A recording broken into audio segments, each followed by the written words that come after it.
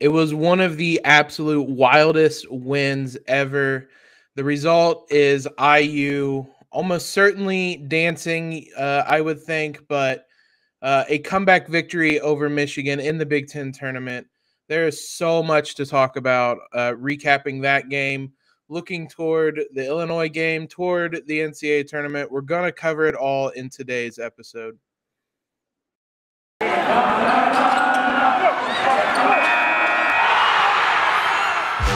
You are Locked On Hoosiers, your daily podcast on the Indiana Hoosiers. Part of the Locked On Podcast Network, your team every day. What is up, guys? It is Friday, March 11th, and the Indiana Hoosiers are still playing basketball, and probably after Thursday's comeback win. This obviously is Locked On Hoosiers. You guys know the deal. Your one and only daily source for IU athletics, news, analysis, previews, and recaps as we'll do today. I'm your host as always, Jacob Rude. Joining me seemingly as always after these big wins is Jared Gosule. Jared, bud, how are you handling? I didn't get anything done today after that win. How have you handled the rest of the day? Well, it's interesting because my morning, being on the West Coast, this game tipped at 8:30 in the morning, so it set a really weird tone for the day. I'm gonna be honest, and I'll just be upfront here. I turned the game off at halftime. I was like, I should just get going with my work. I know how this ends. You texted me that they were making a little bit of a run. I said, we know how this ends. All of a sudden it's a 6-point game, and I'm like, all right, I can't watch. I gotta keep it off, keep the momentum shifting, 12th man, all that jazz. And since the end of the game, it's hard to quantify what I've been feeling because I was so mad. I was so mad. And it's not like I really came into this game. I mean, all we talk about is how disappointing IU has been in conference tournaments. So it's not like I even had an expectation to win the game, but it was more that they just did not show up to start out the game. And then all of a sudden they show up in the second half. So to answer your question, I didn't get much done this afternoon either. I've watched that second half multiple times. We're going to recap the whole game here in just a minute. First, I want to thank you guys for making Locked On Hoosiers your first listen every day. Reminder, we're free and available on all platforms, including YouTube. Premiere the episodes there at 7 a.m. every morning. As always, you guys can subscribe to Locked On Hoosiers wherever you're listening to your favorite podcasts at. Follow us on Twitter at LO_Hoosiers. We do halftime spaces. We did one for the Michigan game. We'll do one for the Illinois game as well. We have to. The Hoosiers won on Thursday, so we have to do it again on Friday. Keep the trend going. We'll be doing that, so be sure you guys follow us. I'm not even sure really where to start when looking back at this game. Ultimately, final score of 74-69 in favor of the Hoosiers. Can't even remotely tell the whole story. This is tied for the largest comeback in IU postseason history. With 12:52 left in this game, Indiana trailed 60-43, proceeded to close the game on a 31-9 run. There were smaller runs mixed in throughout all that. There was a 28-4 run at one point. At its peak, I guess, KenPom had Michigan with a 97.3% win probability of this game, which it was right around the 60-43 mark. Just staggering that Indiana did this. You know what happened? And I tweeted this afterwards. Finally, IU learned how to win. Yeah, it's something that has come here and there throughout the season. The game that comes to mind is the Ohio State game in Assembly Hall, where they just closed the door on that team. Obviously, a totally different scenario, being up and being able to close the door as opposed to, coming back and closing the door. But we've seen it here and there throughout the season, certainly not at all in the last month of basketball. So it was really pretty amazing, not just that they showed that they know how to win, but they showed that after a horrific month when you just kind of assumed everything had gone away. The flow of the offense was gone. They weren't really playing great defense for the most part against teams, that they needed to play well against. So it's great to see. We'd even mentioned at the beginning of the season that Mike Woodson, it was going to take some time for him to sort of coach into these guys how to win, how to play winning basketball, how to close games. But if you're ever going to find a time to bring it all together, it's right now at the beginning of March. There are so many stats you can take from the second half they don't even feel real. Michigan made 2 of its final 17 field goal attempts. They had more turnovers, 10, than field goals, 8. They had more fouls than field goals as well. I don't think IU doesn't have many kind of like historic memorable comebacks, at least in recent history. So this one is probably top of the list anyway, but I just can't ever remember a team that went from such one extreme to the other. Eventually they realized found the sense of urgency, found that desperation they needed to play with. It didn't exist in the first half. It led to one of us turning off the game.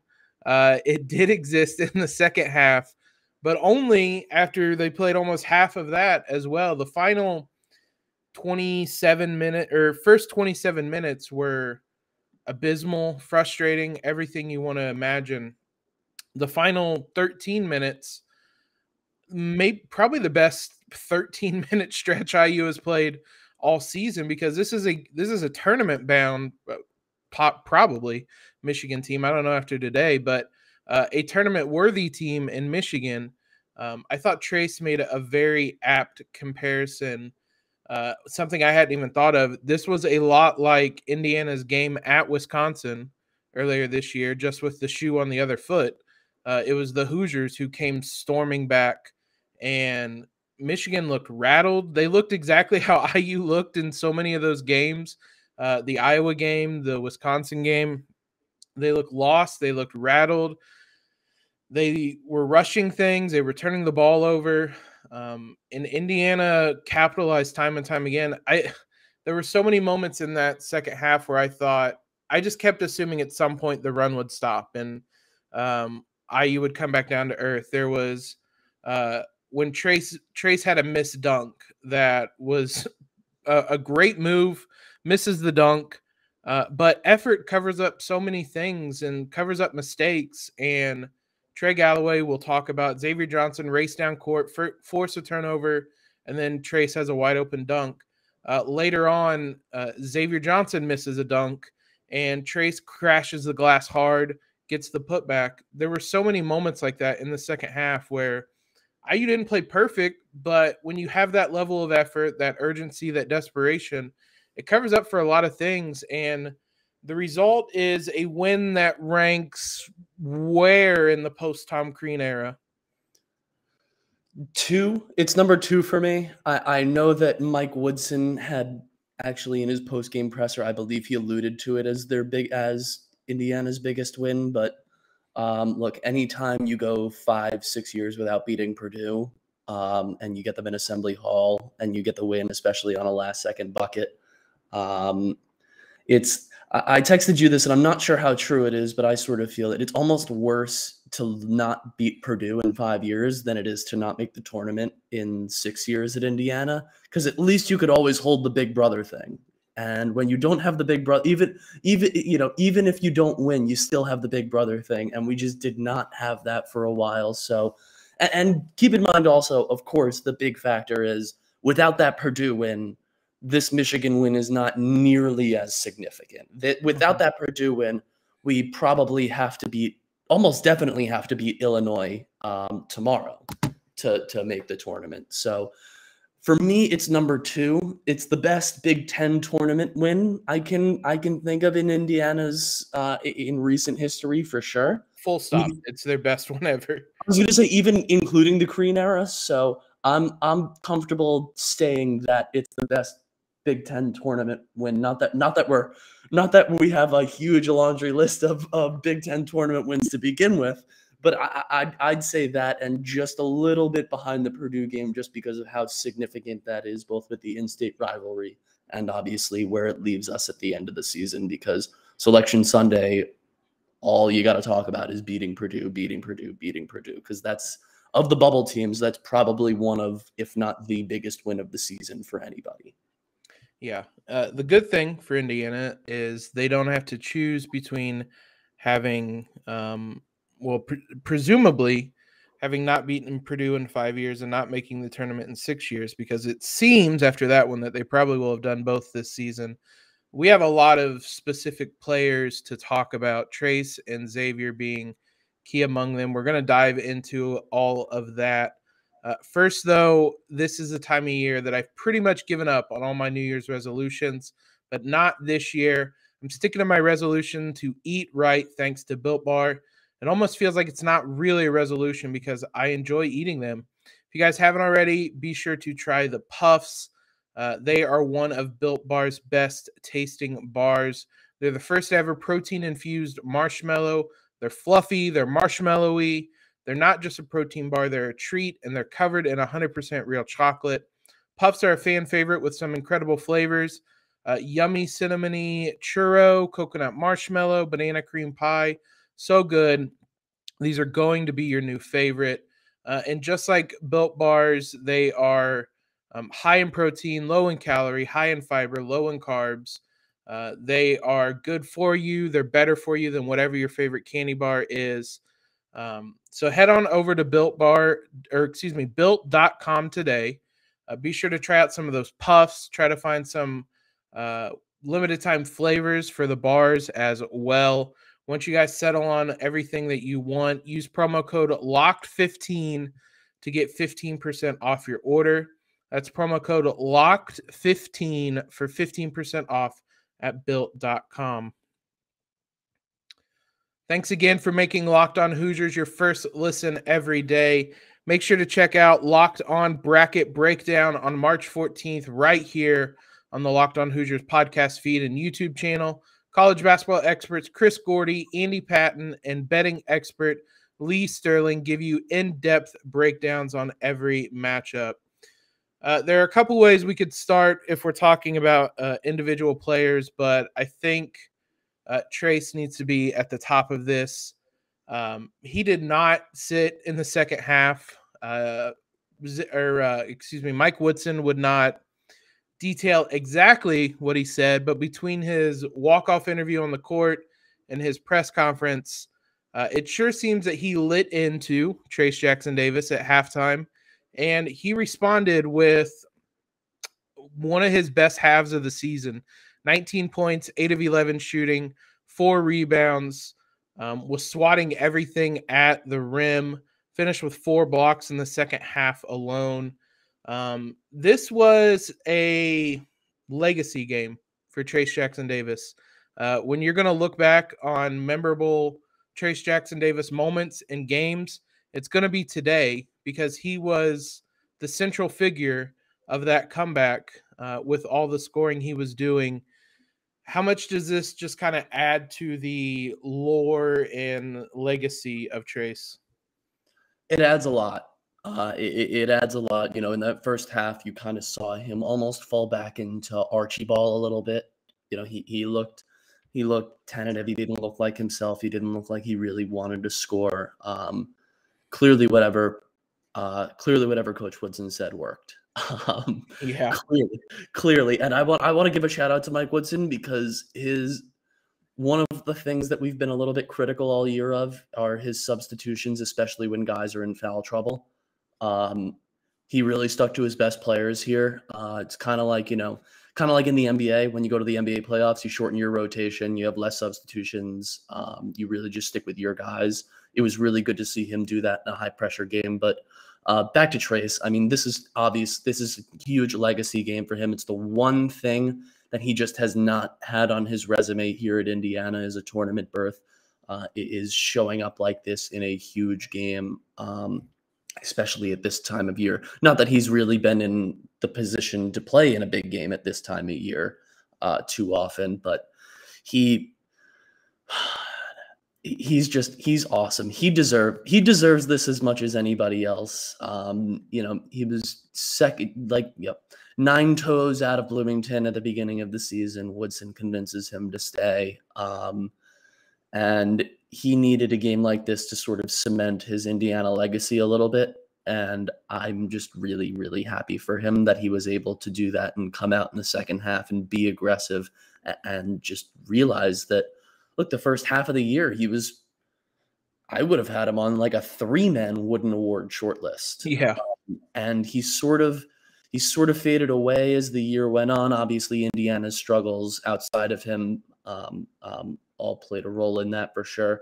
But he came in second half, dominated, did not sit the last. Did he not sit the whole half or just the last? No, he did not sit the full 20 minutes of the second half. I don't know when he went to the bench in the first half, but he played somewhere around the last 25 minutes of the game. Yeah, I mean, that's just that takes a really incredible mentality to be able to do and pull off. And credit to him, he did it. He is the best basketball player on the team, not even close. There's not even a close second. As much as I love some of the players on this team, there's not a close second. So, you could talk about role players and X factors all you want, but at the end of the day, this is March. You need your best players to show up, and he most certainly did. And we're obviously not in the tournament theoretically without him playing like this. He checked back into the game at the 7:04 mark of the first half. He plays the final 27 minutes and 4 seconds of this one. Remarkable game from him. I say Trayce is a central figure. Honestly, there were multiple central figures, if I'm being honest, because Xavier Johnson deserves as much credit for this comeback as well. This was kind of a really, I want to say cool, I guess, full circle moment for him, because last time the Hoosiers were in Cambridge, they were playing Notre Dame, and he got booed by the fans. And I've discussed what I think about booing your own team. Mike Woodson discussed what he thought about the fans booing him. But you flip it around to today, and Indiana doesn't make this comeback without him. And he was dominant. He's been this way for a month and a half now. He finishes the second half alone, 9 points, 7 assists, 6 rebounds. The only thing that slowed him down on the day was foul trouble in the first half. Still has 17 points, 8 rebounds, 7 assists. Playing as good as, probably honestly playing as the best point guard in the Big Ten right now. For as much as Trayce has kind of faded a little bit, Xavier Johnson has stepped up in every way for the Hoosiers and was absolutely enormous again in this one. Yeah, he's been instrumental to pretty much everything Indiana's done, a little bit positively and negatively, sure, because when he has bad games, IU goes as he goes. But he's been very, very good for this Indiana team, and today he really showed out. He played with a purpose. Again, obviously the foul trouble was an issue, but again, that goes back to Mike Woodson. I think Xavier picked up a pretty dumb third foul early in the second half, if I remember. Yep. But Woody put him back out there. He stuck to his guns. He played smart. He played strong. He played disciplined basketball. And he's just a great story, an easy kid to root for. And again, we talk all the time about how stability at this point guard position changes everything for Indiana. I mean, everything. And that's all you had to see was just see Xavier go off the court. They can't score. They can't get anything going. They're down 17. And to see when he's in aggressive, controlled aggression, when he plays with that controlled aggression, you see how much it changes for Indiana. I mean, again, Trayce doesn't have those 19 points in the second half without Xavier showing up, without the effort that he shows. So the team sort of, obviously the team goes as Trayce goes for the most part, but that second factor is having that stability and that strength at that point guard position. And for Xavier to show up like this in the biggest game of the season at this point was a huge testament to him, and just nothing but credit to him and the coaching staff for getting him to go out there, play the way that he played, and really just ran the show. I mean, the kid just knows how to run the show.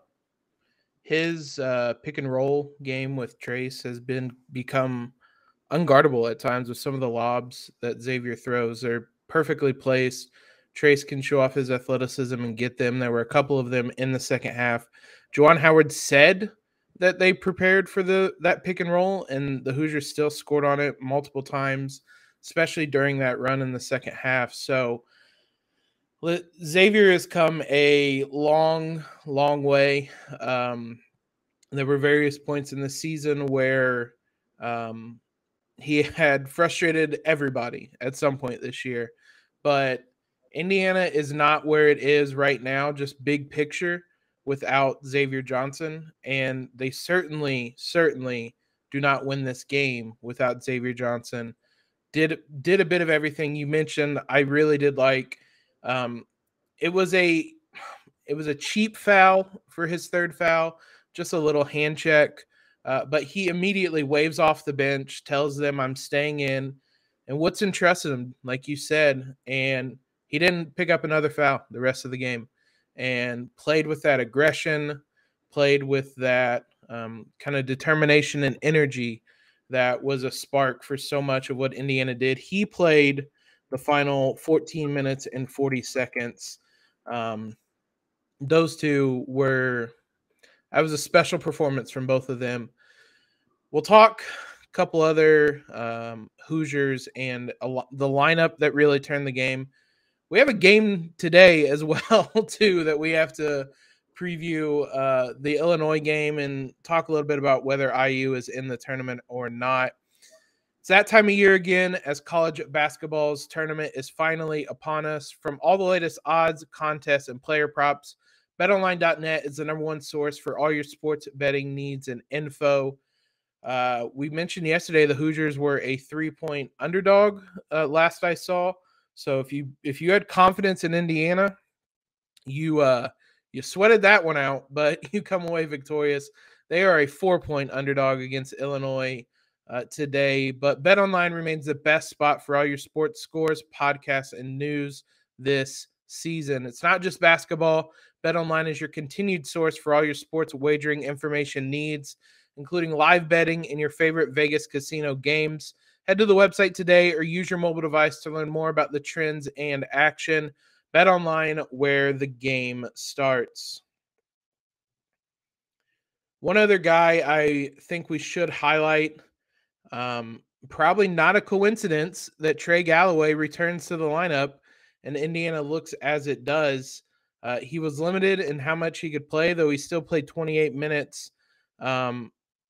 17 of those come in the second half. I'm assuming you don't think it's a coincidence that IU plays like this when Trey Galloway returns either. No, it's most certainly not. It's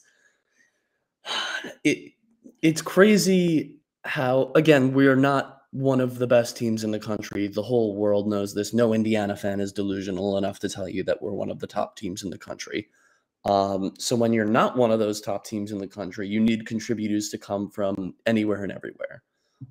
So to have a guy like that who can come in, make an impact, not necessarily putting up, 15 points, 12 points and a half, not necessarily putting up gaudy numbers, but guys who are going to give you that effort, do everything that's not the box score, be those sort of supplemental, complementary players, if you will. It's just so key to be able to have that. And again, it's not a coincidence. It's not a coincidence that he comes in and the game suddenly starts to get flipped on its head. Some people will talk about Michigan letting up a little bit, but it was really this Indiana fivesome that came out and just really put their foot on the gas and they never took it off. And that's just a huge credit that, someone can come in like Trey Galloway, who's been in and out of the lineup. He's been healthy. He's been not healthy. He's been all over the board a little bit, to come in and be ready for the big moment. And that's a huge testament to him that he was able to do that and just be ready to come in and again play the last 17 minutes, correct? It wasn't the last 17. He just played 17 of the 20 minutes in the second half. Right, but he's not used to playing, he's obviously on track for 34 minutes a game. That's not something that a player like him would be used to. So for him to be able to do that and come out with that, with that stamina, being ready for that second half and being ready to be called upon is just, it's incredible. I can't speak highly enough of him for being ready. And, not everyone does that. Not everyone would do that. I mean, how many Indiana bench players have come in and just made no impact? Or how many times even back in the day when we needed like a big, I like the guy, but a big Robert Johnson performance, and occasionally he would just not be ready. We wouldn't show up. How many times did you have that sort of sixth man, seventh man, eighth man just come in and not make an impact? So just incredible. I'm just really happy, man. I was wrong. He played the last 17 minutes, checked in at the 16:40 mark and did not come out. Wow. Fresh off injury, a groin injury, no less, plays the last 17 minutes of the game.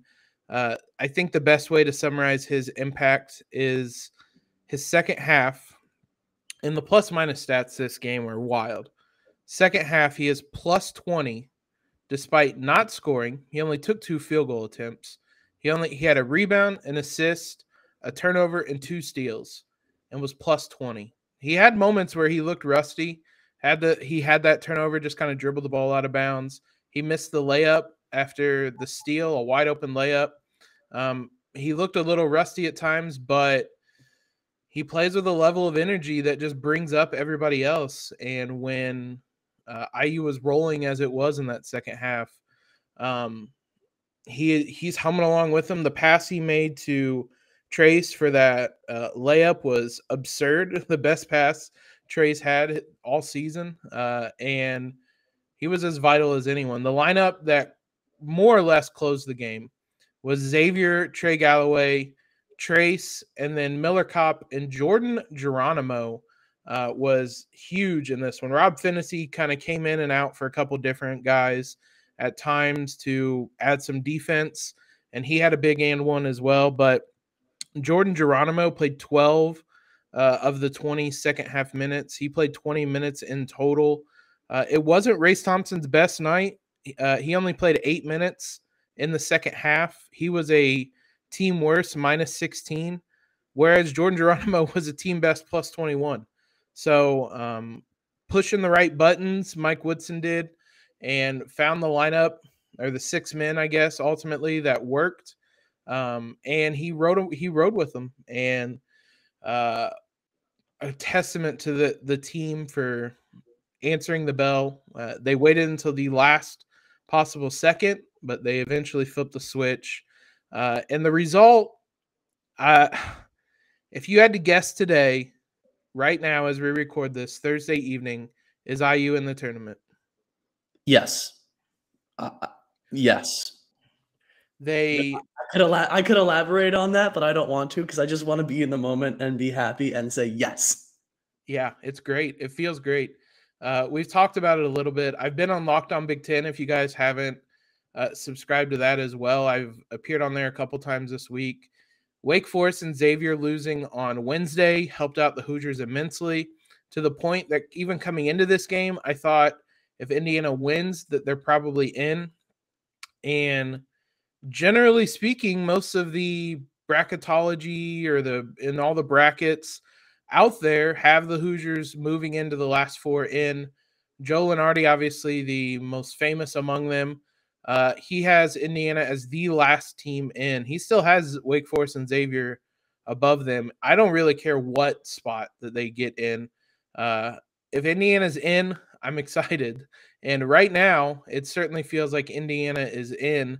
There's a couple teams that could potentially change things. It doesn't seem like there's, knock on wood, going to be as many bid thieves or anything.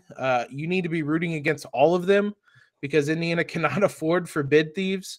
But right now, I think Indiana is in. The way Indiana won against a fellow bubble team always seems to carry a little bit more weight. This one feels like it kind of solidified their record a bit. But like I said, the way they did it, everybody's going to see that. The way they played the first 27 minutes, they were not a tournament team. The way they played the last 13 minutes, they're absolutely a tournament team. So hopefully it averages out to the Hoosiers being in this field. We have barely even mentioned the fact we are 30 minutes into this podcast. There is a game today, and I don't want to take any weight away from it. I'm not crazy optimistic about this one, but this Michigan game just feels so wild and such a big win that we haven't even talked about the fact that Indiana plays Illinois at 11:30 today. It'll be, I believe, on the Big Ten Network again. The number 1 defense in the Big Ten against the number 2 defense in the Big Ten. It did not go well for Indiana last time they played. Do you have any hope that it'll go differently this time?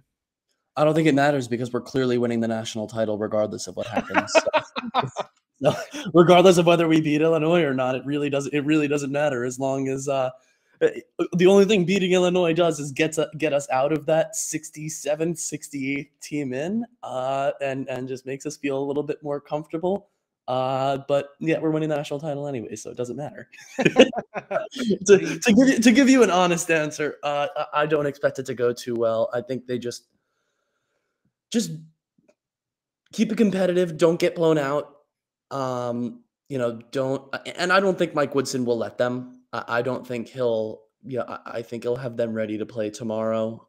Whether they play the whole 40 minutes or whether they decide to play 17 or so minutes like they did today, it doesn't matter as long as you keep it close, you keep it competitive. Don't look like a team that doesn't belong. Because whether or not that matters is irrelevant. But losing a good game, losing a competitive game, you feel better going into the tournament, should they be in, obviously.